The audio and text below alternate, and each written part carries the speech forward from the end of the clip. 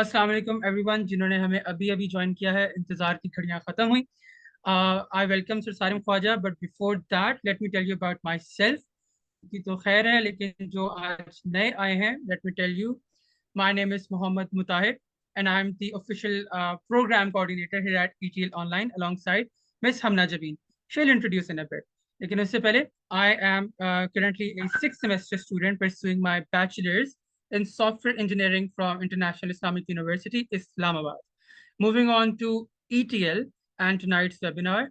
ETL basically stands for and means empowerment through learning. Empowerment through learning is an official non-profit tech community trying to bridge the gap between academia and industry in Pakistan. हमारी कोशिश है और हमारी सारी जद्दोजहद इस बात पे अमल दरामद लाती है, trying to be fancy over here, कि हम एक टेक कम्युनिटी बना सके in Pakistan that can teach students all over Pakistan who are interested in tech for free. Yes, we're a non-profit tech. Our resources you can see on the screen as well. They're available on our social media. हमारा LinkedIn, हमारा YouTube channel, हमारा Instagram और हमारा Facebook. They're all filled with posts to get you up to date with everything that's happening on ETL online. इसके अलावा we have our website, और जो लोग पूछ रहे थे कि हम किस तरह ETL को ज्वाइन करें as a member, we have our initiatives listed in the middle right here, right on the screen. Community portal number 1, ये मेन प्लेटफॉर्म है जहाँ पे we all connect together, जहाँ पे we all discuss stuff together in a community. इसके बाद FIP support, iRise project internship which is paid of course, हमारा mentorship program, career help program aimed at students individually, ताकि हम उनको connect करा सकें with our 40 plus, in fact 45 plus industry experts who are mentoring for free. They're volunteering on ETL. इसके अलावा we have our open source project contribution, जो last पे लिखा हुआ है, it's an abbreviation for open source project contributions like VLC media player या Linux या फिर Python, which is an open source programming language. इसी तरह हमारे पास भी एक open source program है called Spark, and inshallah we'll be launching it soon. तो let's not beat about the bush about ETL. आपको links मिल जाएंगे. You can join. You can see what we're up to. We're all transparent. Moving on to tonight's session, we have Sir Sarim Khwaja, and I'm handing over the mic to Miss Hamna. Miss Hamna, the stage is yours. Assalamu alaikum everyone. My name is Hamna Jabeen and I am from Comsat University Lahore. I'm in my first semester and I'm super excited to be hosting tonight's session. आज का topic honestly game changing है, specially उन लोगों के लिए जो future में abroad study, work या सेटल करना चाहते हैं। चाहे आप एक स्टूडेंट हैं, फ्रेशर हैं या सिर्फ एक्सप्लोर कर रहे हैं, ट्रस्ट मी ये सेशन आपकी डायरेक्शन क्लियर कर देगा। और सबसे ज़्यादा exciting part, we have with us sir Sarim Khwaja. Sir Sarim एक टेक एंटरप्रेन्योर हैं जिन्होंने मल्टीपल सक्सेसफुल वेंचर स्टार्ट किए हैं, इंक्लूडिंग डेक्सपेल, पाकिस्तान की पहली online print shop, print express dot PK और तार, एक मेड इन पाकिस्तान ब्रांड जो मोबाइल एक्सेसरीज बनाता है। अभी वो फाउंडर एंड CTO है रूट कैप्चर के, जो रियल वर्ल्ड स्टेम और साइबर सिक्योरिटी एजुकेशन पे काम कर रहा है। Plus he is also part of the Forbes Technology Council. So you already know we're learning from one of the best. आज के सेशन में सर सारिम बात करेंगे on how to go from just a student to a global standout. What's in the mix? बहुत सारे different visa types explained, green card, hacks, and smart tips for status switches और self sponsorship. तो अगर आप serious हैं अपने take या study future को नेक्स्ट लेवल ले जाने में, अभी से अपनी नोटबुक्स या नोट एप्स खोल लें, because you do not want to miss out. And before we start the session officially and give the mic to Sir Sarim, I would like to tell everyone that this session is for educational purposes only. हम कोई attorneys नहीं है, we are not providing any legal advice. This is for your education. Over to Sir Sarim. Excuse me, Assalamu alaikum everyone. I am Mariam Ahmad Rai from Afghanistan. I am in Islamic University International and second. I wanna search some internship online free and I wanna get a job for myself online. All हम right. Continue करें। Kindly join from आप अभी audience को mute रखना, iPhone. फिर हम इंशाल्लाह questions हम एंड पे कर लेंगे सारे। बिल्कुल सर। ठीक है जी, लेट मी स्टार्ट। फिर हमारे पास सारा क्वेश्चन आंसर्स के लिए टाइम होना चाहिए। अस्सलाम वालेकुम जी एवरीबॉडी एंड थैंक यू आपके इंट्रोडक्शन के लिए and thank you ETL for this platform. मुझे कंफर्म कर दीजिएगा स्क्रीन नजर आ रही है आपको? Yes sir. परफेक्ट। अच्छा जी, सो बेसिकली आज के वेबिनार में हमने डिस्कस करना है your pathway to the US. कितने डिफरेंट टाइप के वीज़ाज हैं, किस पाथवे को आप आज डिसाइड करेंगे, आज उस पर तैयारी करेंगे तो eventually you will get a green card and eventually a passport. एक डिस्क्लेमर क्विकली ज़ाहिर टीम ने भी दे दिया, बट मेरा भी ज़रूरी है कहना कि ये हम लोग लॉयर्स Dear नहीं हैं। sir, you can speak हम in लोग English. Ji, Sorry. I'll probably keep it a mix. Ji, I'll keep it a mix. So basically, we're not lawyers, obviously. I did my own green card as a DIY, do it yourself. तो मेरा काम ये है कि मैं अपनी journey आपके साथ शेयर करूं एंड आई वांट के हर बंदे को ये आइडिया हो कि how to enter the US probably on a student visa and then eventually green card पे वो किस तरह जाएगा। हमारे इस वेबिनार से व्हाट टू एक्सपेक्ट, आपको आज पता चलेगा कि क्लियर पाथवे क्या है यूएस में आने का, लीगल पाथवे, वीज़ास कौन-कौन से हैं, ग्रीन कार्ड किस तरह मिलेगा आपको, आपने अपनी प्रोफाइल कैसे बिल्ड करनी है in order to get different visas, आप without a lawyer, without an attorney खुद कैसे पिटिशन कर सकते हैं, आपको किसी एजेंट की ज़रूरत नहीं है, ये सारे काम आप खुद कर सकते हैं। और मेरा इस एजुकेशनल वेबिनार का एक मकसद ये है कि वो सारी चीज़ें आपको सिखाई जाएँ और eventually obviously I'll help you out in whatever way I can. So in the US basically there are two types of categories obviously. Pehli category there is a non-immigrant visa, the second category is a green card visa. So non-immigrant visas आप सबको पता है, work visas, F1 visas, student visas, J1 exchange program visas, E2 investor visas. So ये आपको screen पे नजर भी आ रहे हैं। H1 साल में एक दफा होता है, लॉटरी निकलती है। एक मैं तो उसको तुक्के वाला वीजा कहता हूँ क्योंकि 4.5-5 लाख लोग अप्लाई करते हैं, 75 या 85,000 लोग सेलेक्ट होते हैं एक लकी ड्रॉ के थ्रू। फिर you got the O1 visa. This particular webinar is around the O1 visa and eventually you will see why I like the O1 visa so much. F1 and J1 visas are the student visas. उन visas के अंदर obviously आप एक study intent के लिए जाते हैं और आप पढ़ने जाते हैं। E2 visa is an investor visa. आप $1 लाख invest करें as a Pakistani citizen, कोई business acquire कर लें and you get this visa. But then we have the green card categories. Green card categories 5 हैं basically, जिसमें EB1A है।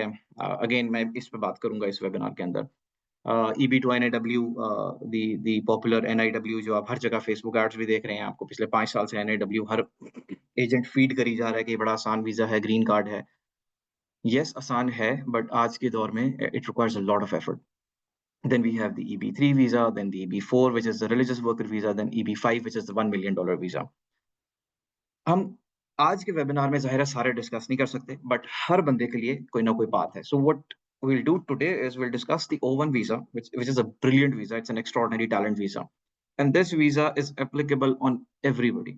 So either you are an entrepreneur, आप कोई artist हैं, sportsman हैं, आप क्रिएटिव हैं, मीडिया के अंदर हैं, so ये हर बंदे पे ये वीजा एप्लीकेबल है। So ये वीजा के फीचर्स क्या हैं? ये वीजा आपको लीगली अलाउ करता है कि आप यूएस में काम कर सकें। तो आपका सीधा सवाल ये होगा कि मैं यूएस में कैसे काम करूं, मेरे पास तो जॉब ऑफर ही नहीं है। So the beauty of this visa is कि you register your own LLC in just $500-600 and you can sponsor your own self as a CEO, as a CTO, as a CMO. So अगर मैं अपनी journey की बात करूं तो I came as a CTO on my own company. ये visa 3 साल का होता है, you will get a 3-year visa or unlimited number of times you can extend this visa. So after 3 years, you can extend it for another 3 years and then for another 3 years. So it's unlimited. This will not lead you to a green card, but this will get your foot in the door in the US. So आपके spouse, आपके बच्चे भी इस visa पे आपके साथ आएंगे. They'll be able to study free of cost in the US. Public school systems उनके लिए free होंगे. You'll be able to mortgage a house. You'll be able to buy a car. You'll be able to have a social security number. एक पूरी एक life आपकी start हो जाएगी. और इसके लिए कोई लेबर सर्टिफिकेट रिक्वायर्ड नहीं। व्हाट दिस मीन्स इज कि आपको कोई जॉब रिक्वायर्ड नहीं है, आप अपनी जॉब खुद क्रिएट करेंगे और कोई कोटास नहीं है। अनलाइक द H1B जिसमें साल के 70,000 फॉर बैचलर्स एंड 85,000 यानी मजीद 15,000 फॉर मास्टर्स होता है। सो इसमें कोटा नहीं है। इस वीजा के कौन से वो क्राइटेरियाज हैं जो हमने फुलफिल करने हैं? तो ये visa essentially it comes with 8 different criterions, और इन क्राइटेरियाज में से आपने सिर्फ 3 मीट करने हैं। और अभी जब हम इनको बारी-बारी डिस्कस करेंगे ना, a lot of you will understand कि इनमें से 3 तो आप तकरीबन सारे ही मीट करते हैं। So number 1 is basically the memberships. Then we have panel judging. So memberships का मतलब है कि आप किसी organization में extraordinary ability की वजह से member हो। जिस तरह इस platform पे जहाँ पे हम आज हैं, ETL. So ETL is a platform for leaders. It's a mentorship platform. So if you can make your way in ETL as an advisor, as a mentor, owing to your extraordinary ability, कि आप let's say software engineer हैं, आप PhD students को guide करते हैं, या आप बहुत अच्छे आर्टिस्ट हैं, या आप बहुत अच्छे प्रोडक्शन करते हैं और आप लोगों को गाइड करना चाहते हैं, so eventually you build your way, आप you climb the ladder and you become a mentor. So आपका पहला क्राइटेरिया पूरा हो जाता है। फिर जजिंग, कि आपने बिजनेस कॉम्पिटिशन जज किए हों, आपने कोई पीयर रिव्यूज जज किए हों। अगेन इसको हम डिटेल में डिस्कस करते हैं। आपका लीडरशिप रोल और क्रिटिकल रोल होना चाहिए। Let's say you are a CEO, you are a CTO, you are a CMO in your company, you are a founder in your company, you're a VP in your company, so you're a natural leader. Naturally आपके under 15-20 लोग आपको report कर रहे हैं, and that gives you a leadership role. So that's number 3. Number 4 is original contribution. So let's say you've written a WordPress plugin, you've written a Shopify application, yeah, you've written a book, you've written a cookbook in the culinary world. वो book, वो methodology, वो plugin industry use कर रही है. So that's your contribution in the industry. Number 5th is the press, कि आपके बारे में लिखा गया हो। फिर उसके बाद है नंबर 6 is साइंटिफिक जर्नल्स, आपने कोई आर्टिकल्स लिखे हैं, पब्लिकेशंस लिखी हैं। Then there is award and then there is high salary. अब हम क्विकली वन बाय वन इन सबको डिस्कस कर लेते हैं, एंड आपने अब अगले 5 मिनट में ये काम करना है कि जॉट डाउन करें कि आप इनमें से कितने में फॉल करते हैं। सो मेंबरशिप बहुत सिंपल है, जैसा मैंने अभी आपको बताया। ETL है, प्लान 9 है, हमारे पाकिस्तान में इनक्यूबेटर्स हैं। Every other university has an incubator in Pakistan. UET has one, BNU has one, LUMS has one, the national वो जो NIC है हमारा, लाहौर में है, कराची में है, इस्लामाबाद में है। सो इन सारे इंक्यूबेटर्स के अगर आप मेंटोर बन जाएं, आप इनके एडवाइजर बन जाएं, सो आप मेंबरशिप वाला क्राइटेरिया बड़े आराम से पूरा कर लेते हैं। या अगर आपने इंटरनेशनली इसको देखना है, तो देयर आर मल्टीपल ऑर्गेनाइजेशंस जो वॉलंटियर्स को लेती हैं, और उसके बाद eventually you climb up the ladder and you become their advisers, you become their CEC committee, you become their senior executives. So that's membership. इसकी जो लीगल लाइन है ये आप पढ़ लें, this is all based on public data. Membership in an association in the field that requires outstanding achievements of their members as judged by experts. So आपने उस अदारे के टॉप पे जाना है। दूसरा, हमने जजिंग की हो। सो ये जजिंग यूनिवर्सिटीज के अंदर डिफरेंट बिजनेस कॉम्पिटिशन्स होते हैं। अब याद रखिएगा कि कॉम्पिटिशन इंडस्ट्री लेवल होना चाहिए, वो आपस में यूनिवर्सिटी के स्टूडेंट्स के दरमियान नहीं होना चाहिए। एक तरीका ये है। दूसरा तरीका ये है कि there are these different websites, MLH.io, devpost.com, इन पे आप अपना पोर्टफोलियो भेजें, they'll hire you as a judge and they'll invite you to different hackathons and you will judge their hackathons. So ये क्राइटेरिया भी आपका बड़े आराम से बैग हो जाता है। फिर आप पीयर रिव्यू कर सकते हैं। पीयर रिव्यू क्या है कि let's say you are in a company और आपको कोई 10-12 लोग रिपोर्ट करते हैं, and part of your work is कि you review those documents, you review the people's work, and then you report that reviewed work to your bosses. That is you acting as a judge. उसके बाद आप जब publications लिखते हैं, PhD के students, आपको I am sure पता होगा, सब पब्लिकेशंस लिखते हैं। एमफिल के स्टूडेंट्स पब्लिकेशंस लिखते हैं। वो पब्लिकेशंस वो थर्ड पार्टी स्टूडेंट से, थर्ड पार्टी प्रोफेसर से, थर्ड पार्टी एडवाइजर से वेट करवाते हैं। That's called peer review. You read those publications and you know rubric model पे आप उसको मार्क्स देते हैं कि ये 1 out of 5 है, इसका एब्स्ट्रैक्ट ऐसा है। That's also called judging the work of others. So ये भी बहुत आसान क्राइटेरिया है। आप लोगों में से बहुत से लोग जो इस वक्त एकेडेमिया के अंदर हैं, बहुत से लोग इसको फुलफिल बड़े आराम से कर सकते हैं। Then there is leadership. So आप में से कोई भी बंदा जो अपना कोई एंडेवर लेके चल रहा है, या किसी भी सॉफ्टवेयर हाउस में या किसी कंपनी में काम कर रहा है, और he or she is at a senior role, तो he is a natural leader. उसने क्रिटिकल रोल दिखाना होता है अपना। So the evidence of employment in a critical capacity or essential capacity for organizations and establishments that have distinguished reputation. So आप किसी भी बड़ी कंपनी में काम कर रहे हैं, उस कंपनी में आपका क्रिटिकल रोल है, जिस रोल में अगर आपको निकाल दिया जाए तो वो प्रोजेक्ट में कामयाब नहीं होना था। That's criteria number 3.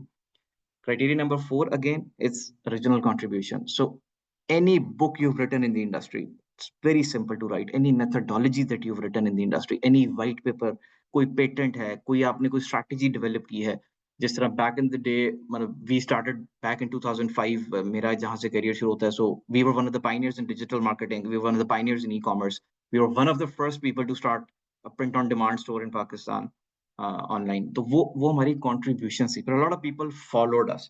So that was our contribution in the industry. I'm sure you guys can also come up with your individual contributions in the industry.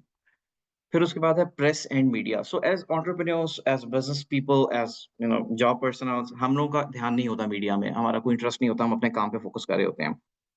सो इस सिनारियो में there are these different digital agencies, these PR agencies जो आपके ऊपर लिखती हैं. They interview you on whatever you have been doing in the last 5 6 7 8 years, and then they publish that, which is absolutely legal, क्योंकि वो कुछ झूठ नहीं बोल रही. वो जो आपने जिंदगी में किया है वो उसी को आपसे एक इंटरव्यू की शक्ल में आपसे सारा Q&A सेशन के अंदर आपसे इंटरव्यू करके उसको पब्लिश कर देते हैं. सो एक हाई क्वालिटी वेबसाइट होनी चाहिए, अच्छा इंटरव्यू होना चाहिए. Interview should be around your extraordinary ability. इसकी जो लीगल लैंग्वेज है, based on publicly available data, published material in professional और मेजर ट्रेड पब्लिकेशंस और major media outlets about the applicant. So ये किसी लेट्स से आप अगर मैं अगर शेफ की एग्जांपल बड़ी रैंडम दे रहा हूँ, क्योंकि मैं नॉन टेक एग्जांपल्स भी कोशिश कर रहा हूँ कि मैं दूं. आप फैशन में चलें, लेट्स से आप फैशन में, और आपका पाकिस्तान के जो बड़े 5-6 मैगजीन है, संडे है, पेपर है, नीश है, उसके अंदर अगर आपका कोई आर्टिकल आ जाता है फैशन के ऊपर, सो वो भी एक ट्रेड मैगजीन है, उस इंडस्ट्री का स्पेशलाइज्ड मैगजीन है, या आपका कोई इंटरव्यू आ जाता है, सो ये क्राइटेरिया आपका बड़ा इजीली पूरा हो जाता है. और इसमें again to extend this, normally आपको 3 से 4 आर्टिकल्स चाहिए होते हैं फॉर द O1 और 4 से 6 चाहिए होते हैं फॉर द EB1. अब O1 एंड EB1 इनका डिफरेंस अभी आगे आएगा. Scholarly articles again is publication. So if you're doing PhD या if you're doing MPhil, तो ये part of your curriculum होता है. It's all part of the program.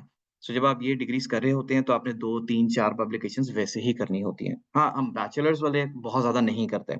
तो ये वो पब्लिकेशंस होती हैं जिसमें आपकी रिसर्च होती है, जिसमें आप IEEE, स्प्रिंगर, एल्सीवर, जो ETL भी यही काम कर रहा है, आपको गाइड करता है इन चीजों में. आपका जो डिसर्टेशंस होती हैं, ये वो चीज है बेसिकली.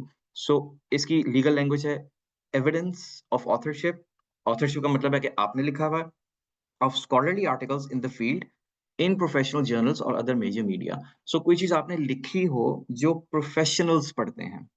सो मैं अगर कोई पब्लिकेशन लिखता हूँ, ओमनी चैनल मेरी स्पेशलिटी है, ओमनी चैनल ई कॉमर्स, तो वो स्पेशलाइज्ड लोग ही पढ़ेंगे, वो मासेस नहीं पढ़ेंगे. सो ये क्राइटेरिया ये डिफाइन करता है. और इसमें अगेन आप दुनिया की किसी भी पब्लिकेशन में पोस्ट कर सकते हैं, चाहे वो इंडियन है, इंडोनेशियन है, पाकिस्तानी है. पाकिस्तान में भी हर महीने कोई ना कोई जर्नल, कोई ना कोई पब्लिकेशन हो रही होती है, और ग्लोबली तो हजारों की तादाद में हो रही होती है. Number 7th is your award in the industry. So award जो है ना, ये थोड़ा सा ट्रिकी होगा बहुत से लोगों के लिए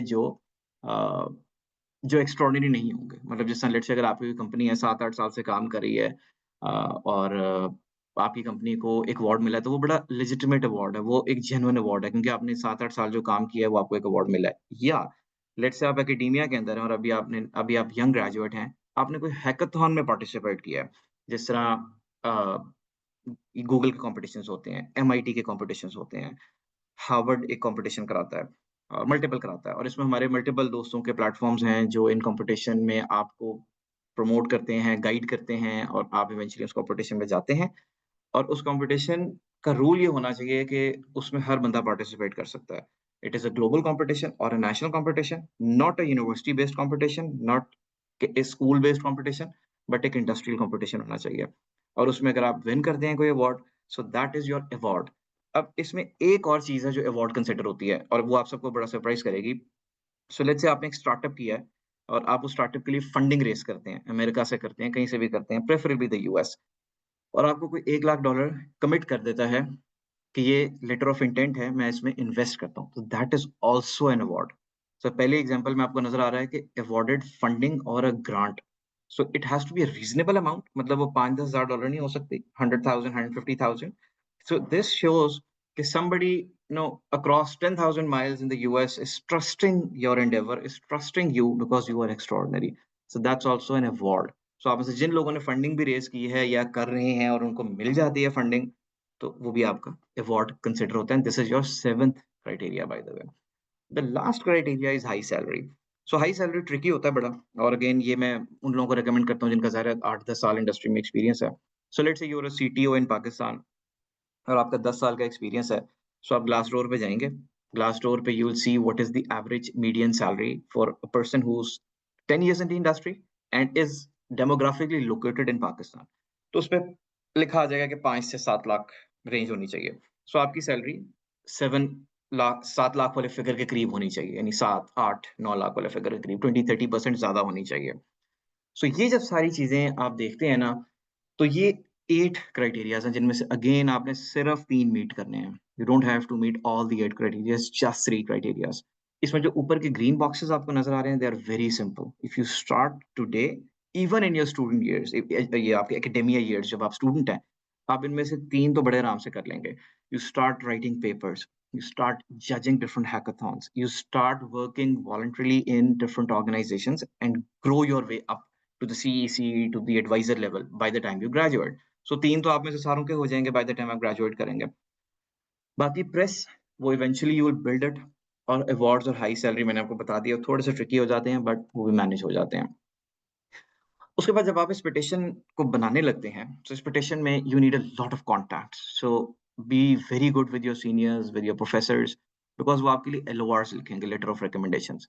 on average you need around 8 LORs, क्योंकि हर LOR डिफाइन करेगा कि ये बंदा एक्स्ट्राऑर्डिनरी है, डिफाइन करेगा कि हाँ, इस बंदे ने मेंबरशिप तगड़ी ली हुई है, इस बंदे ने अच्छी जजिंग की हुई है। तो वो चीज़ें बड़ी इंपॉर्टेंट हैं आपके लिए कि आप अपने नेटवर्किंग डे 1 से रखें, वॉलंटरी वर्क डे 1 से करें। अब मैंने आपको शुरू में एक बड़ी मज़े की बात बताई थी कि O1 के लिए आपको किसी भी जॉब ऑफ़र की ज़रूरत नहीं है। उसकी रीज़न ये है कि आप अपनी कंपनी रजिस्टर करके, जो कि $500-600 में रजिस्टर होती है, जो कि आप अपने पाकिस्तानी पासपोर्ट पे रजिस्टर करा सकते हैं, sitting in Pakistan, Texas, Wyoming, Delaware LLC, और वो आई एम श्योर आप सारों को उसका आइडिया भी होगा, नहीं होगा तो I will guide you how to register that. आप बड़े आराम से अपने लैपटॉप से बैठ के अपने पाकिस्तानी पासपोर्ट पे अपनी कंपनी रजिस्टर कर सकते हैं, 100% लीगल है। और आप उसी कंपनी से अपने आप को जॉब ऑफर देंगे, and then you will meet all the criteria. Job offer का मतलब नहीं है कि आप क्राइटेरिया स्किप करेंगे, वो तो आपने करने ही करने हैं, बट आपका एक प्री रेक कंप्लीट हो जाता है कि मुझे जॉब ऑफर की जरूरत नहीं है। अगर तो जॉब ऑफर मिल जाती है, that's very good, that's an extra bonus. अब शुरू में मैंने आपको जो वीजा टाइप्स बताए थे, अब हमने थ्रू आउट O1 वीजा को डिस्कस किया। अब O1 वीजा ग्रीन कार्ड तो नहीं है, it is a non immigrant visa, it is a work visa, and eventually you will get your foot in the door, you will start your life in the US, but eventually तो हमने green card की तरफ जाना है।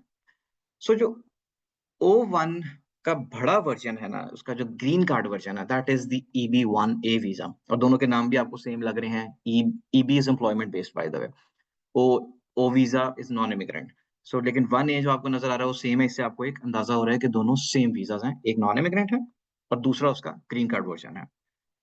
EB1 के exactly it has the exact same criterias as the O1. It has 8 criterias. उसमें 2 और हैं, 10 है एक्चुअली, बट मैं वो बाकी 2 पे डिस्कस नहीं कर रहा, वो हम पे अप्लाई नहीं होंगे। It has 8 criterias. You will only have to fulfill 3 criterias.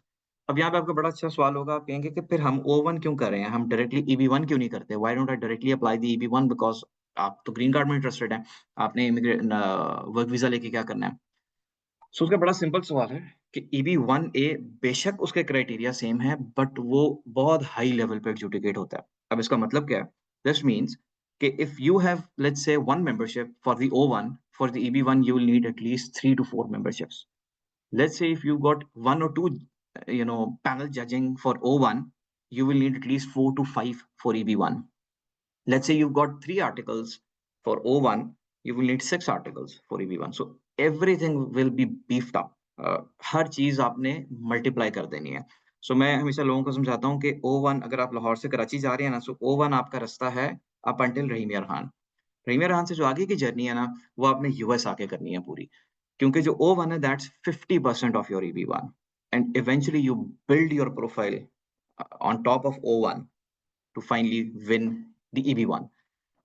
Direct EB1 भी लोगों को मिलते हैं, वो लोग होते हैं जिनका या तो बहुत तगड़ा इंडस्ट्री एक्सपीरियंस होता है, मतलब 10-15 साल का, they have a lot of criterias already in their profile, या दे आर PhDs, या they have national level award.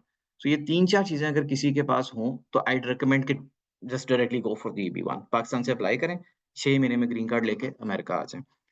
और बाय द वे इन दोनों वीज़ाज़ की टाइमलाइन 6-6 महीने ही है। मतलब O1 आप आज शुरू करते हैं, 4 महीने में तैयारी आप करके आप बड़े कंफर्टेबली आप उसको अप्लाई करके 6 मंथ आप अपनी प्लेन टिकट ले रहे होते हैं। So how will I help you? So what I will do is कि I can connect you to different people, I can connect you in the network, people who can help you, क्योंकि मेरा target ये है कि मैंने आपसे अपनी story share की है, मैंने किस तरह पहले, क्योंकि ये सारी वीज़ाज़ मैंने खुद लिए हैं, O1 और फिर इवेंचुअली EB1 ग्रीन कार्ड। सो मैं आपको कनेक्ट कर दूँगा डिफरेंट एजेंसीज़ के साथ, जो आपको हेल्प कर देंगी कि आपने कौन-सी मेंबरशिप्स जॉइन करनी है, कौन-सी जजिंग करनी है। हमारे अपने एडवाइज़र्स और मेंटोर्स हैं डिफरेंट, जैसा ETL is one of them. ETL जैसी और भी बहुत ज़्यादा प्लेटफ़ॉर्म्स हैं, NGOs, नॉन प्रॉफिट्स हैं, जो आपको हेल्प आउट करेंगी डिफरेंट प्रोफाइल बिल्डिंग के अंदर, डिफरेंट इवेंट्स अटेंड करने में, स्पीकिंग एंगेजमेंट्स, और इन चीज़ों से आपकी बेसिकली प्रोफाइल बिल्ड होती है। Now coming to another hot topic, जो एक नेगेटिविटी चल रही है सारी, कि यूएस तो बंद हो गया सबके लिए और बड़े मसले चल रहे हैं, और ये देखिए, after the new administration there have been issues, but it is for the better. So the new administration has enhanced the vetting. So what this means is that the people who were scams, people who had false profiles, will no longer be able to get these visas, and which is a good thing, which essentially makes more ways for you guys who are legit people who have legal profiles. So this essentially clears the fluff, the negativity out, और आपको जो visas हैं, जो legit लोग हैं, उनको comfortably मिल रहे हैं। There has been no negativity around the O1 visas, around the EB1A visas, around EB2 NIWs, and even the E2 treaty visa. So E2 treaty visa, जो मैंने आपको शुरू में बताया था, $1 लाख इन्वेस्ट करें और आप पाकिस्तानी सिटीजन अमेरिका आ सकते हैं। This treaty is only with 60 countries in the world. Even India और China के साथ भी नहीं है. So we're very lucky that the US has this treaty with Pakistani citizens. उसको भी उन्होंने नहीं छेड़ा। जिन चीजों को छेड़ा है ना, वो स्टूडेंट वीज़ाज़ हैं और इल्लीगल इमिग्रेंट्स हैं, जिनको ट्रम्प एडमिनिस्ट्रेशन ने छेड़ा है। और I think we all can agree कि this was a good step. लेकिन वो होता ही है कि जब भी एक सिस्टम हिलता है ना, तो ज़ाहिर है प्रॉब्लम्स फिर हर जगह आती हैं। But eventually now in 1 June 2025 we are sitting in a time जहाँ पे चीज़ें अब कंफर्टेबल हो गई हैं। दूसरी बात ये है कि अगेन आपको जो प्रॉब्लम्स फेस होंगी वो इंटरव्यूज़ के अंदर होंगी। आप जब F1 वीज़ा के लिए जाएँगे, आप जब B1 वीज़ा के लिए जाएँगे, B1, B2 बाय द वे, जो आपका विज़िट वीज़ा होता है 5 साल का, जो आप सब पे वाजिब है कि आप सारे अप्लाई करें, जो आना चाहता है और जो अमेरिका को एक दफ़ा देखना चाहता है। उसकी एनहांस्ड रेटिंग हो गई है, उसके इंटरव्यूज़ टफ हो गए हैं, ज़्यादा ग्रिलिंग हो रही है, वो तो अपनी जगह पे बात है। बट उसमें भी गलती आप लोगों की बहुत ज़्यादा है, क्योंकि आप लोगों का सोशल मीडिया स्कैटर्ड है, आपके अंदर एंटी अमेरिकन सेंटिमेंट है, आप सोशल मीडिया को बिल्कुल मिसहैंडल करते हैं, और फिर जब आपकी वेटिंग होती है, फिर आप कहते हैं हमारा वीज़ा रिजेक्ट हो गया। सो प्लीज़ अपनी प्रोफाइल स्क्रीन रखें, आप जिस मकसद के लिए आ रहे हैं, वो मकसद बड़ा क्लियर रखें। विज़िट वीज़ा का चांसेस आजकल कम हैं, बट ऐसा नहीं है कि किसी को भी नहीं मिल रहा। हर दिन अगर 100 इंटरव्यूज़ होते हैं, तो 20-25 लोग वीज़ा लेके आ रहे होते हैं। Same goes with F1, same goes with J1, and same goes with the O1 visa जो हमने इसमें डिस्कस किया। End of the day, the game is कि बी वेरी ट्रूथफुल, और सच बोलें और अपनी प्रोफाइल्स को लीगल डेवलप करें। सो आपका पाथवे क्या होना चाहिए? क्योंकि मुझे अंदाज़ा है कि हमारे ज़ाहिर है बहुत सी कम्युनिटी स्टूडेंट की होगी। सो स्टूडेंट जो एक F1 वीज़ा पे आता है, फिर उसके बाद स्टूडेंट को OPT मिलता है। OPT is basically an open work permit. जब आप एक 4 साल की या 2 साल की डिग्री करते हैं, तो आपको एक वर्क परमिट, एक OPT वीज़ा मिलता है। OPT वीज़ा 1 साल से लेके 3 साल तक होता है। इस दौरान यूएस आपको कहता है कि जी आप ये वीज़ा ले लें और अब अपनी जॉब ढूँढें आप। अगर आपकी ज़िंदगी यहाँ शुरू होती है, हमें कोई इतराज़ नहीं है, आप अपनी ज़िंदगी यहाँ शुरू कर लें। सो नेटवर्किंग शुरू करें, अपनी LLC आज ही रजिस्टर करें, क्योंकि LLC रजिस्टर करने का आपको कोई नुकसान नहीं है। ये इवेंचुअली आपको फ़ायदा ही होगा। आपके यूएस के बैंक अकाउंट्स खुल जाएँगे, आपको पेपैल, स्ट्राइप, अमेज़न के अकाउंट्स, ईबे के अकाउंट्स, ये सब चीज़ें आपकी एक्सेस में आ जाएँगी। सो उसका आपको फ़ायदा ही है, आपको नुकसान कोई नहीं है। सो जितनी जल्दी हो सके आप अपनी LLC की तरफ आएँ, अपना इम्पैक्ट को ग्लोबल करें। आप में से जितने भी लोग सर्विसेज़ प्रोवाइड कर रहे हैं, अपवर्क पे फ्रीलांसिंग कर रहे हैं, आप सबकी LLCs अगर नहीं है तो होनी चाहिए। दूसरा ये है कि शुरू हो जाएँ रिसर्च आर्टिकल्स लिखना, कोलैबोरेट करें अपने पीएचडी फ्रेंड्स के साथ, अपने सीनियर्स के साथ कोलैबोरेट करें, उनसे कहें हमने आपकी हेल्प करनी है बस। ये जो आपका आर्टिकल आप लिख रहे हैं ना क्वांटम मैकेनिक्स के ऊपर, मुझे इसका ये वाला पार्ट आता है, I want to help you, just add me as an author, I will help you. Start sitting with professors, with advisors, with PhD students, and learn from them and try to network more. अच्छी memberships लें। एक चीज़ होती है कि आप लोग सुबह पढ़ के घर चले जाते हैं, that's not enough in today's world. आपने नेटवर्किंग करनी है, start working in different societies, start working with different NGOs, non profits. यही आपकी इवेंचुअली नेटवर्क आपके काम आएगा। और ज़ाहिर है मीडिया जनरेट करें अपने इर्द-गिर्द। start speaking in different engagements, start going to different events, वहाँ पे network करें.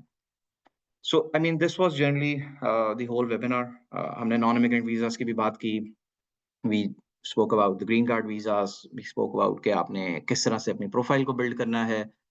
अब नेचुरली आप सबके क्वेश्चंस होंगे. मैं प्लीज एक चीज बहुत क्लियर कर दूं कि I will not give any legal advice. I will avoid ये जो पर्सनल किस्म के एडवाइस होती है. You're very I mean you have the permission to scan this code. You will get a WhatsApp number. मेरा पर्सनल नंबर है वो. Please आप मुझे मैसेज करें. I'll guide you. अभी I think let's open the floor for questions. आप comfortably question करें. जो मैं आपको जवाब दे सकूंगा मैं बड़ी खुशी से I'll try to guide you. So Yes, sir. over to you, Hamna. अच्छा, so we have some people who were asking questions, तो हम उनको पहले देख लेते हैं जिन्होंने चैट में जो सा ना वो questions की request किए. First of all is Mujtaba. Can you please unmute your mic and ask your question? Mujtaba, raise your hand and I'll unmute you, ठीक है? Mr. Mujtaba Khalid, his question was कि how do we show evidence for all this? So I'll unmute you, Mujtaba Khalid. Yes. Ji, thank you so much. Very informative session, I must say. अच्छा, वो आपने पूछ लिया मेरा question, which is how do you show a lot of this कि इसकी evidence क्या है? So the media stuff I understand वो तो होना चाहिए, but being part of an organization, like what defines an organization? So stuff like this. Right. So organisation जो है कोई भी, जिस तरह मैं आपको एक डायरेक्ट एग्जांपल दे देता हूँ आसान हो के. मुझे थोड़ा सा गाइड करें. आप किस शहर से हैं? Lahore, Karachi, Islamabad? Mushtaba. So let's assume आप लाहौर से हैं. So Lahore chamber of commerce जिस तरह हर कंपनी को मेंबरशिप दे देती है, 6,500 रुपया पे करते हैं, आपकी कंपनी को मेंबरशिप मिल जाती है. वो वाली मेंबरशिप काउंट नहीं होगी क्योंकि वो हर बंदे को मिल रही है. अब जब मैं आपको मिसाल दूंगा ना, इस एनालॉजी से आपको आइडिया हो जाएगा कि आपने किस किस्म की मेंबरशिप्स को एक्वायर करना है. लेकिन लाहौर चेंबर के अंदर स्टैंडिंग कमिटीज होती हैं. Standing committee for IT, standing committee for economics, standing committee for accounts, standing committee for economics, macro, micro. वो जो स्टैंडिंग कमेटीज है ना, वो स्पेशलाइज्ड लोगों को मिलती हैं जो अपनी फील्ड में एक्स्ट्राऑर्डिनरी होते हैं. जैसा मतलब back in the day we had the IT committee. So वो आईटी कमेटी के अंदर सिर्फ 10 या 12 लोग आ सकते हैं. वो जो मेंबरशिप है ना, वो काउंट होगी क्योंकि you have to show the officer कि this is a particular organization which is the Lahore Chamber of Commerce, and it is a big organization backed by the government, and they have around 40 different standing committees, and I'm part of one of that standing committee. I'm not part of the herd which has 40,000 companies जो 6,500 रुपए देके सारे बन जाते हैं. I'm part of the super niche. अब जो आपको दूसरा सवाल था कि एविडेंस हम क्रिएट कैसे करेंगे, देखिए आपका सबसे पहला जो स्टेप है वो तो ये है कि आप स्टार्ट कर दें काम अपना, यानी वॉलंटरी वर्क शुरू कर दें, इन ऑर्गेनाइजेशन में जाएं. Then you will get letters from them, letters of membership. अच्छा, that is by the way not enough, क्योंकि वो एक जो लेटर होता है ना, लेटर हेड के ऊपर एक साइन कर दिया वाइस प्रेसिडेंट ने कि जी ये साहब हमारे स्टैंडिंग कमेटी के हेड हैं. That is just one piece of the evidence, that's just one piece of the puzzle. उसके बाद एक पूरा इकोसिस्टम आपको डेवलप करना है. यूएससीआईएस को आर्गुमेंटेटिवली डिफाइन करना है, एक्सप्लेन करना है कि ये ऑर्गेनाइजेशन है क्या, क्योंकि वो तो नहीं जानते लाहौर चेंबर को या कराची चेंबर को या जो भी चेंबर है. वो फिर आपको एक्सप्लेन करना पड़ता है. वो मैं आपकी ज़ाहिर हेल्प करूंगा. वो मैं आपसे वो सारी चीजें मैं आपको गाइड कर दूंगा. जी, कोई next question? Okay, sir. Thank you so much. Next we had Shazini Ahmed with her or his question. I'm not sure. Shazini, if you're here, kindly raise your hand. तो हम आपको अनम्यूट करते हैं and you can ask. Shazini Ahmed, yes. अस्सलाम वालेकुम, I hope you are doing well. अच्छा, मैंने पूछना ये था कि हम काफ़ी सारी चीज़ें अपनी यूनिवर्सिटी लाइफ में ट्राई करते हैं जो कि लीडरशिप रोल्स के लिए होती हैं, बट वो अब पास्ट का हिस्सा होती हैं.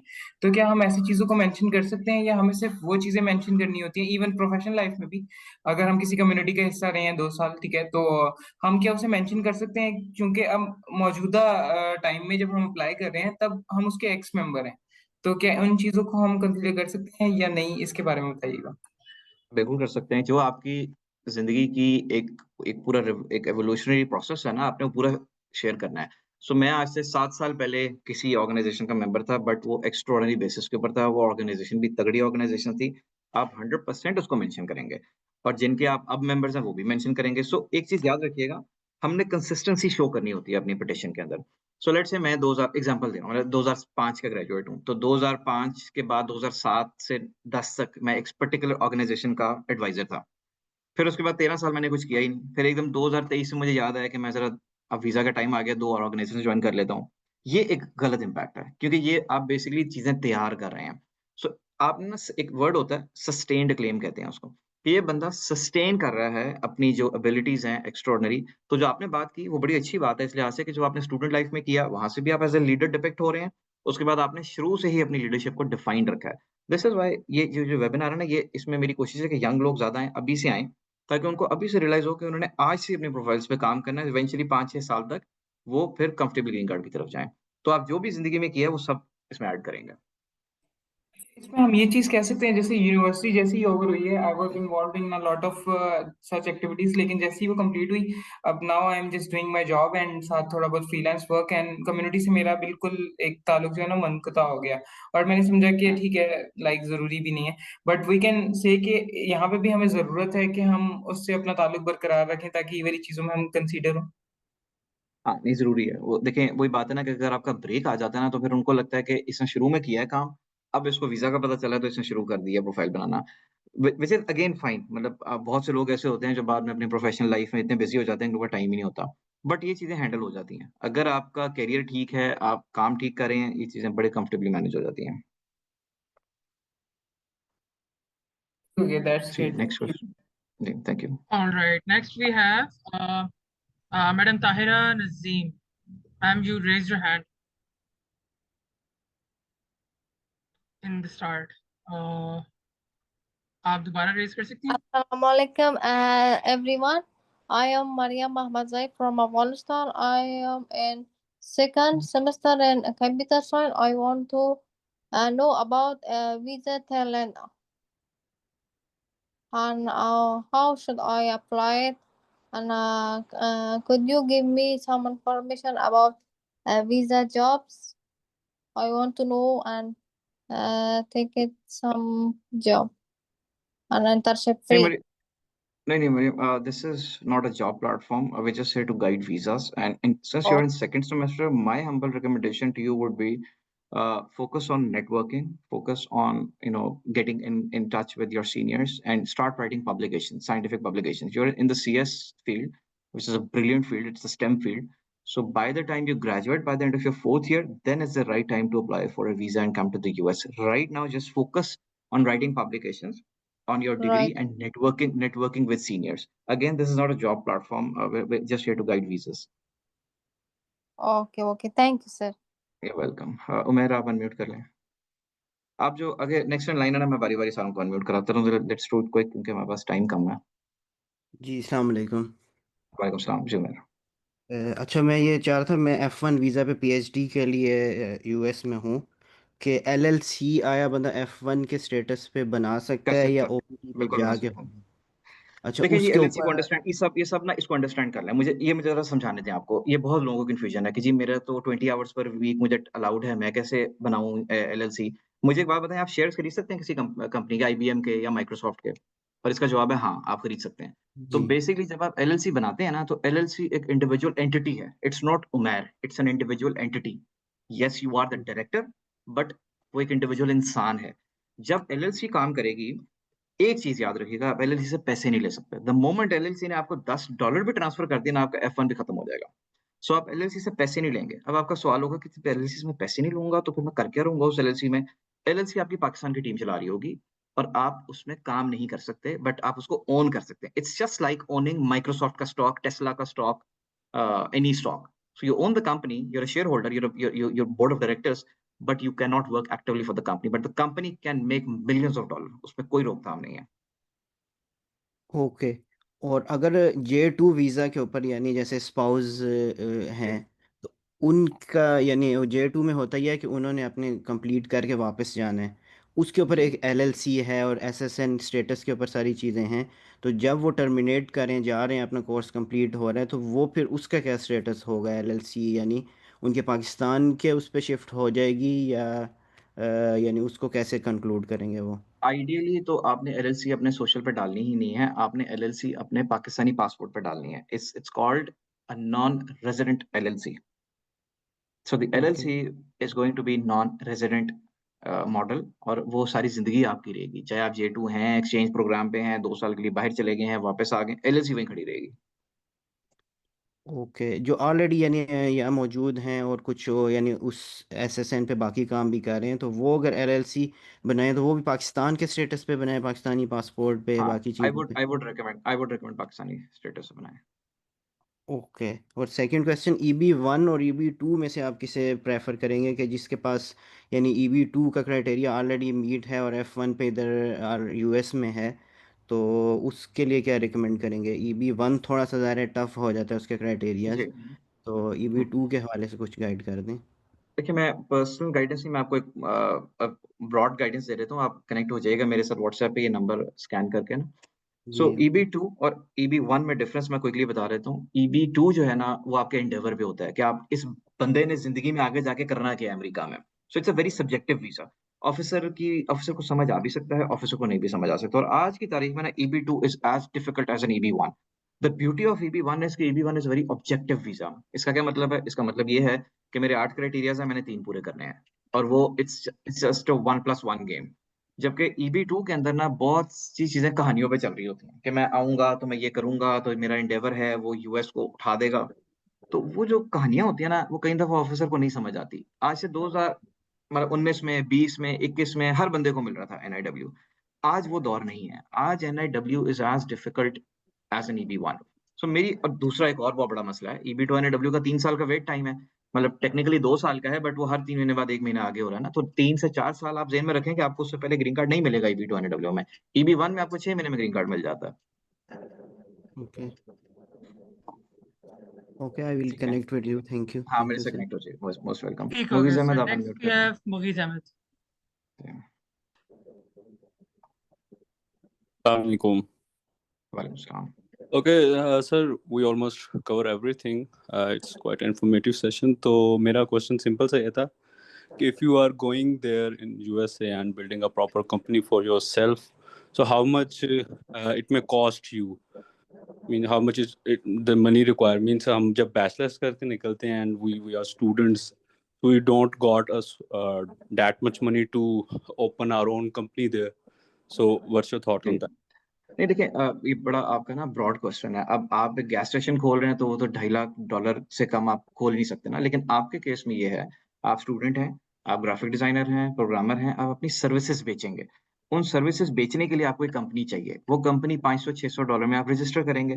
जब वो कंपनी रजिस्टर हो जाएगी, उसका एक बैंक अकाउंट खुल जाएगा। वाइज, पेयनियर, मर्करी, 10-15 किस्म के बैंक्स हैं। जब वो बैंक खुल जाएंगे तो आपकी कंपनी बिजनेस शुरू कर देगी। मूवीज Ahmad will be making websites, you will be delivering digital services, you will be delivering ecommerce services. So आप सर्विसेज बेचेंगे ना, फिर आप पैसे कमाएंगे। Okay, we can hire other employees as well. Of course, हाँ बिल्कुल, क्यों नहीं कर सकते हैं, बिल्कुल कर सकते हैं। Okay, but estimatedly for applying this sort of visa, तो वो कितनी यानी कि expense required होता है for देखिए, अब specifically for O1? O1 देखिए, कोई भी वीजा आप अप्लाई करेंगे ना, आपने ज़हन में रखना है कि आपका 15-18 हज़ार डॉलर लग जाएगा। अटॉर्नी की फीस डाल के, वीजा की अपनी फीस अच्छी खासी होती है। मतलब $1000 वैसे वीजा की फीस है, बट वो उसका फैसला 1.5 साल बाद आता है। तो हम प्रीमियम प्रोसेसिंग कराते हैं। Premium processing is $2800 extra. तो ये 3500-4000 तो USCIS की फीस है। फिर आपने ज़ाहिर है मेंबरशिप्स लेनी है, भाग दौड़ करनी है, पब्लिकेशंस भी मुफ्त तो नहीं होती, पब्लिकेशंस भी पैसे लेती हैं। तो ये सारा करते कराते, और अगर आप अटॉर्नी भी हायर करते हैं, हमारा गोल ये है कि हम इस कम्युनिटी को इतना सिखा दें कि जो अटॉर्नी का 10,000 है ना, वो हम बचा लें अपना, और हम इसको 5 से 6,000 में कर लें। Thank you so much. वो हमारा अल्टीमेट गोल है। जी वेलकम। मुबीन, नेक्स्ट आप इज कर लें। मुबीन। जी अस्सलाम वालेकुम। वालेकुम अच्छा, सलाम। मेरा क्वेश्चन ये है कि मैंने लास्ट ईयर अप्लाई किया था NIW के लिए, तो जुलाई में मुझे मेरी ट्रैकिंग आईडी मिल गई थी। तो अभी ऑलमोस्ट 1 ईयर होने को है, मैं अभी भी रिस्पॉन्स का वेट कर रहा हूँ। क्या ये मुझे भैया पता चल सकता है कि 1.5 इस साल पर कितना टाइम लगेगा? और इस वक्त एवरेज टाइम 1.5 साल है जी। आपने स्टैंडर्ड प्रोसेसिंग की है, अगर आप प्रीमियम करेंगे तो 45 डेज में सर आपको वो मिल जाएगा। अभी प्रीमियम जोन 1.5 सी साल ना, है। वो उसका पता मुझे बाद में चला, या तब थी नहीं। आप अभी भी कर चले, सकते हैं। पॉसिबल है। मैं बस ये पूछना चाह जी रहा था बिल्कुल। कि कोई कैटलिस्ट का काम हो सकता है तो मैं उस पर फिर किसी तरह कर सकता हूँ। देखिए जी, अभी अच्छी बात यह है कि आपने लास्ट ईयर जुलाई में किया ना, लास्ट ईयर आप हाँ बता जी। रहे हैं मुझे। हाँ जी। सो अच्छी बात यह है कि अगर आपकी पिटिशन तगड़ी है ना, तो आपकी प्रायोरिटी डेट सेफ हो गई है जुलाई 2024 की। इस वक्त चल रहा है तकरीबन 2023 का कोई महीना चल रहा है। सो वो एक अच्छी बात है। अगर तो आपकी चलिए। पिटिशन अच्छी है, अल्लाह खैर करे। अगर तो वरना वेट ही करें, क्योंकि 6 महीने तक आपका आ जाएगा फैसला। इस वक्त टाइम चल चलिए, रहा है नहीं सर, 1.5 साल। वो देखिए पॉजिटिव आया नेगेटिव आया आए सही, मैं ये आए चाह तो रहा सही हूँ। ना। यही है कि आप $2805 पे कर दें और फॉर्म I-907 होता है वो भेज दें, तो आपका 45 डेज में डिसीजन आ जाएगा। चलें, ठीक है, चलिए, थैंक ठीक यू, है, बस यही थैंक यू, वेलकम। जी प्लीज नेक्स्ट मोहम्मद काशिफ। जी सर, अस्सलाम वालेकुम। वालेकुम सलाम। तो मेरा जी बैकग्राउंड बेसिकली है ACCA से। I did ACCA. Then after I come to the ERP implementation industry. I have worked in UAE. I'm planning to come to the USA and I have registered my LLC in Texas. Based on ठीक that, है। I want to move there. Okay, LLC is completed and I have numerous applications with some body blood for Pasha and other Microsoft community. I have a partnership with the community members as well as I have a Microsoft partner certification as well. So, do this certification I can use for this objective? अच्छा, एक तो आपकी ना आवाज़ बड़ी muffled आ रही है, मुझे जितनी समझ आई है मैं आपको बता देता हूँ। आप ACCA का बैकग्राउंड और LLC आपकी है, आप पाथवे पूछ रहे हैं। एक दो हम्म, रिकमेंडेशंस तो मेरी हैं कि आप H1 ट्राई कर लें, हर मार्च में होता है, एक दफ़ा H1 ट्राई कर लें। ACCA में प्रॉब्लम सिर्फ हमें ये होती है कि हमारे लिए एंडेवर दिखाना बड़ा मुश्किल होता है, but the good thing is कि आपने मुझे बताया कि आप ERP में भी काम कर रहे हैं। सो एक yes, रिकमेंडेशन ये है yes, कि मैं कोई फंक्शन प्रोसेसर काम करती हूँ। हाँ, तो उसमें ERP में टेक के अंदर ना अकाउंट विद टेक जिसको फिनटेक कहते हैं हम, उसके अंदर अपनी जी, फील्ड को बना के ना आप O1 की तरफ चले जाएँ, उसमें एक चांस है आपका। क्योंकि हमें O1 के लिए ना थोड़ा बहुत हमें टेक या एक्सट्रीम क्रिएटिव, मतलब ये 2 साइड्स हमें चाहिए होती हैं। हम बीच में नहीं अट ओके, सकते कि हम प्योर बिज़नेस, उसमें वीक हो जाती है हमारी पिटिशन, क्योंकि हमने अपनी फील्ड पे टॉप पे शो करना होता है। सो मेरी रिकमेंडेशन है कि ओके, थोड़ा-सा अपने ब्लेंड जो है ना वो फिनटेक कर लें और O1 सोच लें, ठीक और है, अगले साल मार्च में ना H1 भी अप्लाई कर दें। आपकी LLC तो है ना, $215 आपके लगेंगे, H1 में अपना नाम डाल दें लॉटरी में। Okay, based on LLC। हाँ, आपकी और LLC जो आपको हायर अगला, कर सकती है ना H1 पे। जी बिल्कुल। तो दोनों तरफ अप्लाई करना मुनासिब रहेगा या पहले जैसे कि आप बता रहे 2800 आप पे करके अपनी प्रॉपर्टी वाली अप्लाई कर सकते हैं? इस तरह देखिए, से ये आप बेटर दोनों की रहेगा। जगह आप बिल्कुल कर सकते हैं, दोनों भी कर सकते हैं, तीनों भी तीसरा भी कर लें, F1 भी कर सकते हैं। हाँ, एंड ऑफ द डे बस ओके, आप डिसाइड कर लें कि आपका पाथवे क्या है। अगर तो आप मार्च से पहले तो आप H1 वैसे भी नहीं कर सकते, सिर्फ मार्च में उसकी डेट आती है, 15 दिन की स्लॉट खुलती है, तो वो तो आपने मिस कर दी है। तो दूसरा तरीका ये है कि आप क्योंकि इंडस्ट्री में हैं, अपनी O1 की प्रोफाइल बनाना शुरू कर दें। ये वेबिनार में मैंने पहले 20 मिनट सारा एक्सप्लेन किया है। आपको गाइडेंस जी चाहिए, जी, आप मेरे मैंने से सुना कनेक्ट हो था। जाएँ, मैं आपको और बेहतर गाइडेंस दे दूँगा। ओके सर, ओके, ठीक ओके। है जी? बेसिकली, जी जी, जी, बताएँ, मैं बात बताएँ, करूँ, बताएँ। मेरे दो तीन दोस्त हैं जो कि वहाँ पे ERP इम्प्लीमेंटेशन की सर्विस दे रहे हैं, लेकिन वो पहले जब वहाँ ठीक पे है, मौजूद थे, ठीक है, मैं उनके ठीक साथ है, जहाँ से बैठ कर तो काम करता हूँ, पाकिस्तान से ठीक है, यूएस से बैठ कर उधर काम करता हूँ। तो ठीक है। उन्होंने मुझे मशवरा दिया LLC रजिस्टर करो, based on LLC you can come here. Okay, जी, हाँ, वो तो H1 है ना। जो ये सिंपल जवाब होता है ना जी, based on LLC you can come here, वो सिर्फ H1 ही है। O1 का प्री ओके, रिक्विजिट है कि you need to have a job offer, और वो जॉब ऑफर आप अपनी एलएलसी से क्रिएट कर सकते हैं। बट वो बाकी 8 क्राइटेरिया भी तो है ना, मैंने उनमें से भी तो 3 पूरे करने हैं ना। ओके, तो उसमें से और माइक्रोसॉफ्ट दूसरी बात ये है कि सर्टिफिकेशन सपोर्ट करें? एक और वीज़ा है, उसको कहते हैं L1A वीज़ा। उसको गूगल करें और मेरे साथ आप कनेक्ट हो जाएँ, मैं आपको गाइड कर दूँगा। मैं इस सेशन में उसको डिस्कस नहीं करना चाह रहा। L1 visa. L1 वीजा, चलें ठीक है सर, हाँ, थैंक यू, थैंक ठीक यू। है, थैंक यू। काशिफ़ खान, आप अनम्यूट कर लें। Yes, sir. Ji, Assalamu Kashif. alaikum. Thank you so much for वालेकुम your सलाम। precious time. Sir, as I'm ji. here in North Cyprus, be a student. So, क्या ये possible है कि मैं उधर अमेरिका में एक शॉर्ट प्रोग्राम में एडमिशन लूँ तो वीज़ा के लिए यहाँ से अप्लाई करूँ? Is it possible? As a leadership course. आप अभी किस में हैं? साइप्रस में किस डिग्री में, किस सेमेस्टर में? 20 आर्टिफिशियल इंटेलिजेंस फर्स्ट सेमेस्टर है। फर्स्ट सेमेस्टर है। Yes.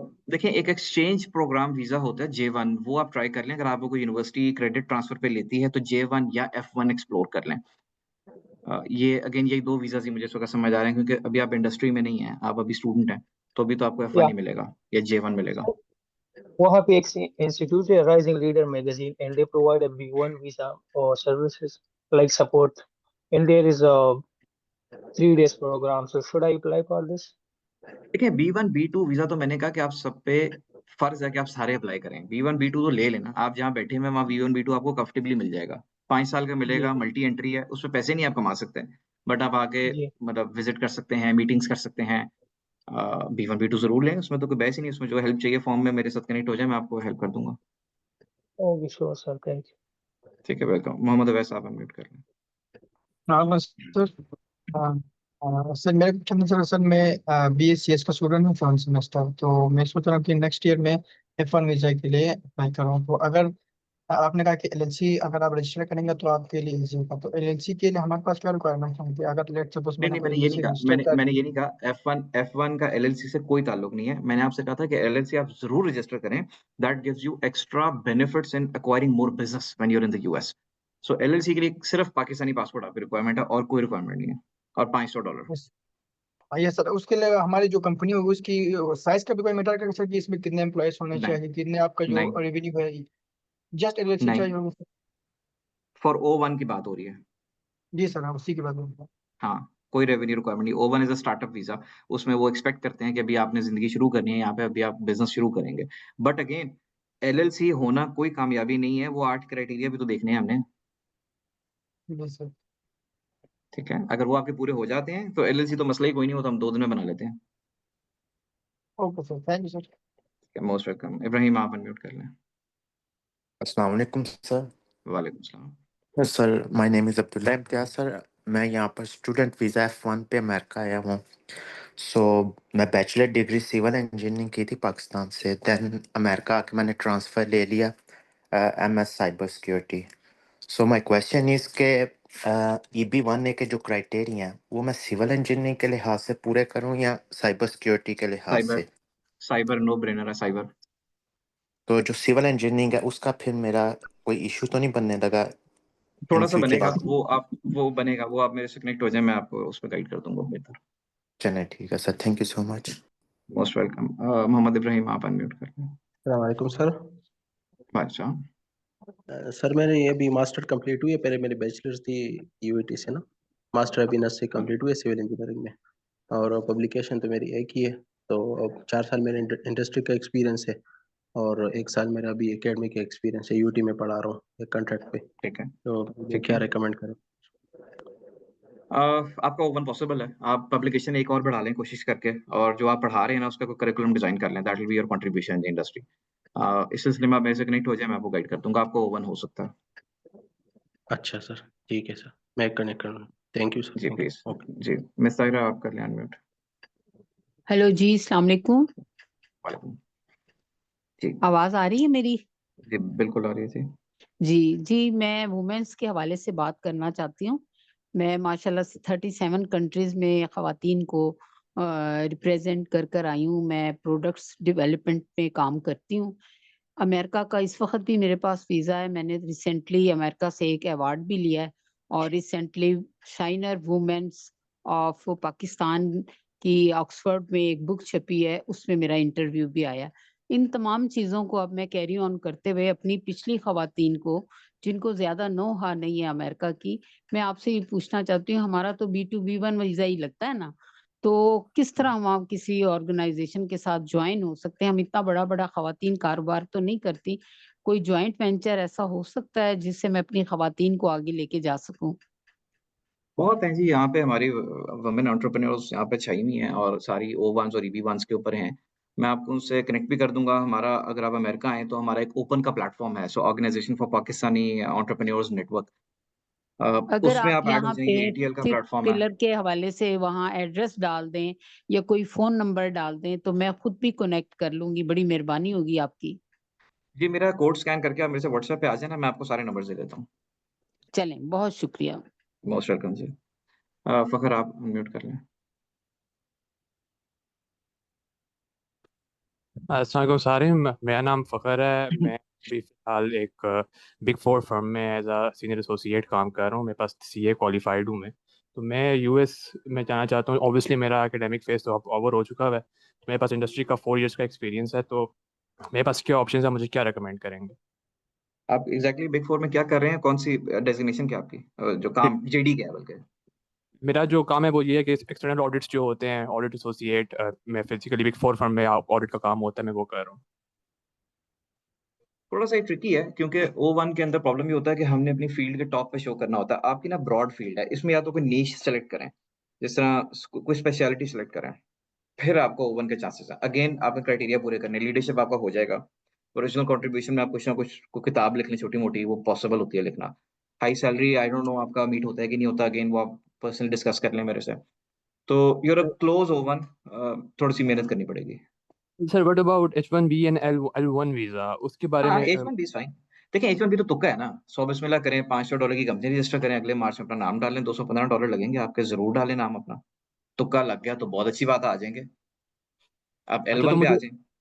ओके हाँ, L1 का मैं L1। आपको बता रहा था। तो L1 is intra company transfer. So L1 ये होता है based on the knowledge available on the internet, कि आपकी पाकिस्तान में कंपनी है और आपकी अमेरिका में कंपनी है, और वो ओन करते हैं कोई अली साहब, मैं एग्जांपल दे रहा हूँ, अली और ओन करते हैं, और आप फखर काम करते हैं पाकिस्तान की कंपनी में, मिनिमम 1 साल आपने उसमें काम किया है, तो अली अब चाहते हैं कि अब आपको अमेरिका माइग्रेट कर लें, तो वो इंट्रा कंपनी ट्रांसफर का एक वीजा होता है L1A। वो फखर को एज एन एग्जीक्यूटिव अपनी पाकिस्तान सिस्टर कंसर्न से उठा के अपनी जो होलको है अमेरिका की LLC उसमें ले आते हैं। उसकी रिक्वायरमेंट ये होती है कि जो कंपनी है, उसके जो मालिक हैं, उनके पास इतने पैसे हों कि वो आपकी तनख्वाह दे सकते हैं, जो कि मिनिमम मेरा ख्याल है 65 या 80,000 के दरमियान होनी चाहिए। सो ये 3 रिक्वायरमेंट्स अगर वो पूरी होती हैं तो L1 is a very good visa for you. Thank you Sarim. Just one other question, मैं एक सवाल पूछना था कि इसके पैरेलल में मेरे पास एक ऑप्शन ये है कि मैं GMAT क्रैक करके एक अच्छा परसेंटाइल लेके एक अच्छे MS की तरफ जाऊँ, एक स्टेम के अंदर अच्छा MS परस्यू करूँ। तो हाँ। आप, मैं बस मतलब आपसे कोई पर्सनल रिकमेंडेशन नहीं मांग रहा, लेकिन आपके ख्याल में क्या बेहतर ऑप्शन है कि अपने इंडस्ट्री एक्सपीरियंस को लेके मैं H1B L1 और O1 जो आप बता रहे हैं उसको एक्सप्लोर करूं, या फिर मुझे एक अच्छा GMAT क्रैक करके अपनी अच्छी प्रोफाइल बनाने के बाद एक अच्छा MS परस्यू करना चाहिए? What would be more sustainable for me to, कि मैं आगे जाके US में आप आपके केस में, अगर आपके केस में ना L1 पॉसिबल नहीं होगा क्योंकि बिग फोर आपको इंट्रा कंपनी ट्रांसफर नहीं करेगी, पहली बात। दूसरा मसला ये है, अगर कर देगी तो बहुत अच्छी बात है, करा लें। L1 बहुत आसान है, सारी कंपनी बेयर करती है। वरना H1 अपनी LLC रजिस्टर करके तुक्का ट्राई कर लें, वरना आखिरी हल ये है कि F1 पे चले जाएं। यहाँ पे आ जाएं, get your foot in the door. उसके बाद यहाँ मास्टर्स 2 साल के बाद आपको OPT मिलेगा, तकरीबन 2 साल का OPT मिलेगा आपको मिनिमम। उस OPT में आपको जॉब ढूंढें और अपनी प्रोफाइल बिल्ड करें एंड EB2 की तरफ चले जाएं। अच्छा, इस वीज़ा के अंदर मेरे जो एजुकेशनल एक्सपेंस है, ओवरऑल एक्सपेंस का एस्टिमेट आप मुझे जरा बता सकते हैं कि मतलब अगर मैं F1 वीज़ा की तरफ जाता हूँ, एजुकेशन मतलब MS परस्यू करता हूँ, तो उसमें मेरे में कितना एक एक्सपेंस माइंड में होना चाहिए कि जो मैं नहीं, मुझे ये इम्पॉसिबल आंसर करना। हो सकता है आपको स्कॉलरशिप मिल जाए, हो सकता है ना मिले, $40,000 लग जाए, हो सकता है कुछ भी ना लगे, कोला मिल जाए, आपको सारा कवर्ड हो एक्सपेंस। ये तो डेट आप वो पे डिपेंड डिपेंड, करता है ना। प्रोफाइल पे डिपेंड करता है, मेरा स्कोर हाँ, कितना है आपके प्रोफाइल डिपेंड। स्कोर पे डिपेंड करता है, आपके GPA पे डिपेंड करता है। उसमें एक प्लेटफॉर्म है आई कोड गुरु के नाम से, आप वो ज्वाइन करें। Okay, thank you so much Sarim, thank you बहुत सो अच्छा प्लेटफॉर्म है। You welcome. वासिफ आप अनम्यूट करें। जी जी जी sir. Saram, thank you for everything. आपने जो भी एक्सप्लेन किया, I think it's quite good, और मेरे लिए सब कुछ नया है। अच्छा, मैं अपने बारे में शेयर कर देता हूँ। मैं 2016 में ग्रेजुएट हूँ, उसके बाद मैंने 2 साल काम किया है। Then I founded a company named as DMAX, software company है बेसिकली। और नाउ मैं MS के लिए, स्टडी वीज़े के लिए UK का सोच रहा हूँ। तो मेरे लिए क्या ऑप्शन हैं USA में? स्टडी है, आप अगर यूके जाना चाह रहे हैं, मैं तो आपको 100% रिकमेंड करूंगा आप उस मुल्क में आए जिसकी इकोनॉमी दुनिया की सबसे पावरफुल है। पैसे आपको उतने ही लग जाने, ठीक है, एंड ऑफ द डे आप एक ऐसे मुल्क में जा रहे हैं जो वैसे ही इस वक्त इकोनॉमिकली एक डिजास्टर है। ठीक है। तो इसमें क्या ऑप्शन है, वीज़ा ऑप्शंस क्या हैं? F1 है, आप अगर MS के लिए जाना चाहते हैं ना, F1 is your only option. Yes. और अगर आपकी प्रोफाइल तगड़ी है, आप मेरे से कनेक्ट हो जाएं व्हाट्सएप पे, मैं वैल्यूएशन देख लूंगा। और अगर आप O1 कर सकते हैं तो फिर सीधा O1 पे जाएं, फिर F1 को भी छोड़ें। चलें, ठीक ठीक हो गया। मैं आपको मैसेज ड्रॉप कर जी देता प्लीज हूँ regarding please. Details. Thank you. Welcome. Thank you. Mubeen आप अनम्यूट कर लें। जी। अच्छा, मैंने बस ये पता करना था कि अभी ऑलमोस्ट 1 ईयर हो गया, तो मुझे इंतजार करना चाहिए या प्रीमियम की तरफ जाना चाहिए? देखिए 1.5 साल से NIW के लिए? 1.5 साल से पहले आपका NIW नहीं आएगा, ये तो मैं आपको, अब आप 6 महीने वेट करना चाहते हैं कर लें, या प्रीमियम कर लेंगे तो 1.5 महीने में रिजल्ट आ जाएगा आपका। अच्छा, और अगर दूसरी सपोज बात करें RFE भी कि आ सकती है ना। ये अप्रूव हो जाती है, तो फिर वीजे फाइल करने में कितना टाइम लगेगा? कम से कम 2 साल। ऑलराइट, ठीक है, बस मैंने ये कंफर्म करना था। एक और बात मैं ऐड कर दूं कि जब आप प्रीमियम करते हैं ना, आपकी RFE के चांसेस 90% हैं बाय द वे, इस वक्त जो आज का माहौल चल रहा है। अगर आपकी RFE आती है ना और आप उस RFE को रिप्लाई करते हैं तो फिर वो 1.5 साल मजीद लेगी। अगर प्रीमियम होगा ना तो वो भी 45 डेज में आपका जवाब आ जाएगा। मुझे गाइड करेंगे इसको कैसे एक्वायर करना? आप व्हाट्सएप पे आ जाएं। चलें, ठीक है। ओके। चल, नाइला आप कर लें सवाल, वहाँ पे मुस्तफ़ा पे फैसल। नाइला अनम्यूट कर लें प्लीज। मुस्तफ़ा आप कर लें अनम्यूट। तो अस्सलाम वालेकुम सर। जी वालेकुम सलाम। सर बेसिकली सारिम साहब, मैं फार्मासिस्ट हूँ और मेरा इंडस्ट्री का एक्सपीरियंस 18 इयर्स है and I want to just move in abroad, either it may be USA, Canada, but I was just मैं रोटेट करना चाह रही हूँ। तो मेरा इंडस्ट्री में as a pharmaceutical industry multinational का मेरा एक्सपीरियंस है, लेकिन मुझे वे आउट नहीं नजर आ रहा। जैसे मैं स्कॉलरशिप पे सर जाना नहीं चाह रही हूँ क्योंकि मेरी एक फैमिली है और मेरे किड्स वगैरह भी हैं, मैंने उनके साथ ही परस्यू करना है क्योंकि कुछ मैंने ये सुना था कि चेंजेस आई हैं और अब फैमिली को आप लेके नहीं जा सकते क्योंकि मेरा है MPhil, ओ सॉरी क्या नाम है, PharmD है, तो ये शायद ब्लर के अंदर फॉल करता है। तो इस वजह से मैंने जो है ना इमिग्रेशन के लिए अप्लाई करना है और मुझे एक वो वे आउट होता है ना, वो नहीं नजर आ रहा कि मुझे करना किस तरीके से है कि अगर मैं अप्लाई करूं तो मेरे लिए कौन सा कंट्री बेहतर रहेगा, और मुझे जो है ना कैरियर पाथ को इसी में सस्टेन करना है। तो मुझे अदर जो साइट्स हैं उनको कैसे अप्रोच करूं, आइदर मे बी अभी आप USA। जॉब कर रही हैं? अभी आप फार्मेसी में क्या जी जॉब कर रही हैं, क्या कर रही हैं? जी सर, मैं जॉब करती हूँ, मल्टीनेशनल में हूँ सर मैं। ठीक है।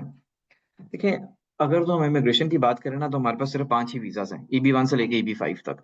EB1 और EB2 समझ आता है, उसमें हमें को फिगर आउट करना पड़ेगा कि आपका एग्जैक्टली एंडेवर क्या है, आपकी प्रोफाइल क्या है। अगर तो आपने स्टडी वीजा पे जाना ना तो दैट्स F1 या J1, और उन दोनों वीजा से आपकी पूरी फैमिली जाएगी आपके साथ, ऐसी कोई बात नहीं कि फैमिली नहीं जाएगी। सर F1 और J1 है। J1 ये दोनों स्टडी वीजाज हैं बेसिकली, यानी अगर आप मास्टर्स करना चाहती हैं, PhD करना चाहती हैं, अगर तो आपका एकेडमिक माइंडसेट है तो इस वक्त आपके लिए सबसे आसान है कि आप स्टडी राउट पे चली जाएं। सही। और Excuse उसमें me, आप dear sir, we can apply for during our education in university for FI visa, student अच्छा, visa. Mariam, can you please hold on for a second, let me just answer Naila first. अच्छा, अब ये है कि आप ना, बेहतर है मेरे से नाइला आप कनेक्ट हो जाएं मिस नाइला, मैं आपको ना गाइड कर दूंगा कि आपका पाथ वे इसके लिए। सारिम साहब, ये मैं आपका ये स्कैन करना चाह रही हूँ ना, तो ये मुझसे स्कैन नहीं हो रहा। Is it favour that you are providing some of the WhatsApp connecting link कि हम इजीली कनेक्ट हो जाएंगे? स्कैन नहीं हो पा रहा सर मुझसे क्योंकि Okay, मेरा दूसरा मोबाइल ऑफ हुआ हुआ है, तो ये QR कोड जो सेम मोबाइल में मुझे कर वो नहीं रहा मुझसे। कोई बात नहीं, मैं आपको ना चैट में अपना नंबर भेज देता हूँ। ठीक है सर, थैंक यू। वेलकम। जी नेक्स्ट जो भी हैं प्लीज कर लें क्वेश्चन। सर मुस्तफा। जी नेक्स्ट कौन है, अनम्यूट कर लें।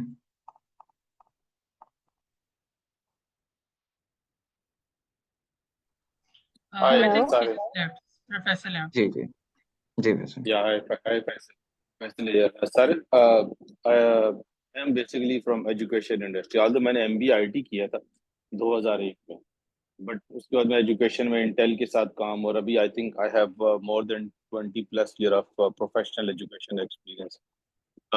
अभी मैं जो वर्क कर रहा हूँ वो स्टडी अब्रॉड का, like we recruit student for international university pretty much Europe और UK प्लस एक यूनिवर्सिटी है जो हमारे अपने इंस्टीट्यूशन है, जिस कंपनी के साथ मैं एज अ कंट्री मैनेजर काम कर रहा हूँ। मेरे पास प्रेसिडेंशियल अवार्ड भी है 2023 के अंदर। सो जो EB1 की जो कैटेगरी है उसके अंदर हमें जिसके अंदर ये आपने आर्ट्स बताई थी, so I pretty much fall in that, क्योंकि मैं न्यूज़ चैनल्स के ऊपर भी आता रहा हूँ। मेरा मीडिया के अंदर भी एक्सपोजर है for different British concerts that table talks panel discussion और इस तरह की चीज़ें हैं। प्लस आई वाज द जज for couple of projects as well for the startups. So उसके अंदर I think I'll text you as आपका well. ग्रेजुएटिंग ईयर क्या है? ग्रेजुएटिंग ईयर क्या है आपका? मैंने MBA किया था 2001 और आपका बैचलर्स किस में? अराउंड 99 2001 तो 98 96 98 मेरा किस में? बैचलर ईयर सब्जेक्ट क्या है बैचलर्स का? बीकॉम किया था, कॉमर्स, बिजनेस कॉमर्स। ठीक है, आपका industry experience is pretty good, it's more than 2 decades, तो जाहिर आपका मुझे ये समझ आता है या तो O1 पहले ले लें या EB1 डायरेक्ट कर लें। EB1 थोड़ा मुश्किल हो जाएगा, O1 is a very easy visa for you जो आप मुझे बता रहे हैं। आप मेरे से कनेक्ट हो जाए, मैं इंशाल्लाह मैं आपको गाइड कर दूंगा। बिल्कुल ठीक है, थैंक यू जी। फहद मोहम्मद आप कर लें अनम्यूट। फहद अनम्यूट कर लें। अस्सलाम वालेकुम सर, मेरा क्वेश्चन ये है कि मेरी वाइफ जो है वो बॉर्न अमेरिकन नेशनल है एंड उन्होंने कभी अमेरिका विजिट नहीं किया, तो और वो मेरे साथ ही विजिट करना चाह रही हैं। तो अब मुझे बताएं मेरा क्या प्रोसीजर होगा, मैं किस तरह वीजा अप्लाई करूं, क्या करूं? एंड इवेंचुअली आपको मुझे जो है वो ग्रीन कार्ड होल्डर और नेशनलिटी की तरफ जो है वो जाना है, तो आपको तो बड़ा what simple would be case the है। आप प्रोसीजर? फैमिली का स्पाउसल आप करें, आप 3 साल में आपको वीजा मिल जाएगा और आप माइग्रेट कर जाएंगे ग्रीन कार्ड पे। Can you repeat it again sir? आपका तो बहुत सिंपल है ना, आपकी वाइफ सिटीजन है तो वो स्पाउस का वीजा अप्लाई करेंगे आपके बिहाफ पे, और आपको विद इन ओके इस वक्त जो टाइम पाकिस्तान में चल रहा है ना वो 3 साल है, यानी आप आज अप्लाई करेंगे ना तो आप 2028 में आपको इमिग्रेशन वीजा मिलेगा और आप जाके ग्रीन कार्ड ले लेंगे। अच्छा, वो कभी रह गई नहीं है वहां पे, वो रहती नहीं, तो वो यहाँ से बैठ उससे के कोई ही फर्क सब नहीं पड़ता, अप्लाई होगा? वो सिटीजन, हाँ वो सिटीजन है ना, वो पहले तो अपना पासपोर्ट रीइंटैक्ट करें, उनका पासपोर्ट एक्सपायर हुआ होगा, सारी बात है। सो पहले तो बिल्कुल है। एम्बेसी जाएं, अपना पासपोर्ट नया निकलवाएं, उस पासपोर्ट की बेसिस पे वो फैमिली बेस्ड पिटिशन दायर करेंगी, आपको एज अ हस्बैंड शो करेंगी स्पाउस, और उसका टाइम है इस वक्त 2 सही। से 3 साल। Okay and second question is के मेरी एक छोटी बेटी भी है, तो यहाँ से उसके लिए भी हम इजीली कर सकते हैं? She is like 11 months old. जी वो तो सिटीजन है ना, बेसिकली N600 एक फॉर्म होता है, वो फिल करें, उसको डायरेक्ट पासपोर्ट मिल जाएगा। ओके ओके सर, ठीक है, ओके दानिश आप कर थैंक लें you. Unmute. Welcome Danish, unmute कर लें। अस्सलाम वालेकुम मिस्टर सारिम। दरअसल मैं स्टूडेंट हूँ। मैं मतलब बैचलर्स मैंने कर लिया है और मैंने बैचलर्स में पेपर भी पब्लिश किया था। तो अभी तो मैं F1 वाले राउट में हूँ, मेरा मतलब एडमिशन्स कुछ यूनिवर्सिटीज में रहता है। तो मैं O1 के बारे में जानना चाह रहा हूँ कि मैं अगर आपको जो आप 8 पॉइंट्स आपने बताए थे ना, अब मैंने ये वेबिनार तो लेट ज्वाइन किया है, पुराने वेबिनार 2 लिए थे, तो उसमें आपने 8 पॉइंट्स डिस्कस किए थे। तो अगर मैं आपको PDF बना के वो भेज दूं कि मेरे पास कौन कौन सी चीजें हैं, कौन कौन सी रहती हैं, तो आप मुझे गाइड कर सकते हो कि जो है मैं O1 की तरफ शिफ्ट हो सकता हूँ जी कि जी नहीं?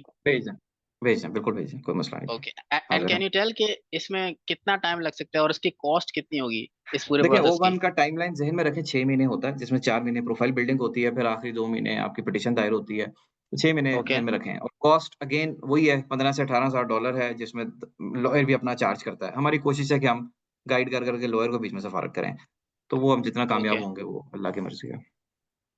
ओके 18 to 20,000 डॉलर आपने कहा? जी जी जी।